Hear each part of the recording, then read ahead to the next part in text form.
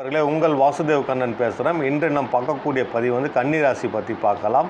கன்னிராசின்றது புதனுடைய வீடு. மேலே வந்து மிதுனம், அதுவும் புதன். கீழே கார்னர் இப்படி கட்டம் போட்டு பார்த்தீங்கன்னா இந்த கார்னரில் இருக்கக்கூடிய இடம் வந்து கன்னிராசினுடைய வீடு. கண்ணினுடைய அதிபதி பார்த்திங்கன்னா புதன்.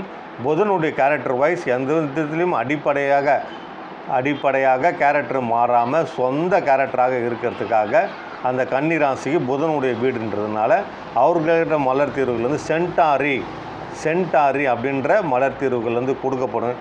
ஏன் அந்த சென்டாரி கொடுக்குறதுனால என்ன ஆகும்னு கேட்டிங்கன்னா, அடிமைத்தனம். சென்டாரின்றது பார்த்திங்கன்னா என்ன வேலை பண்ணணும் கன்னிராசிக்காரர்கள் பார்த்திங்கன்னா, கன்னிராசி அப்படின்னாலே இளமை, அழகு அந்த இதை தான் வந்து குறிப்பிடுவாங்க.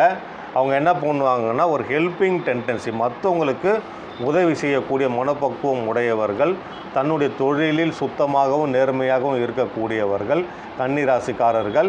வேலையை வந்து கரெக்டாக பண்ணுவோம். யார் எந்த வேலையை சொன்னாலும் இழுத்து போட்டுட்டு நல்லபடியாக அதை முடித்து கொடுக்குறதுல மிகவும் திறமைசாலி அவர்கள்.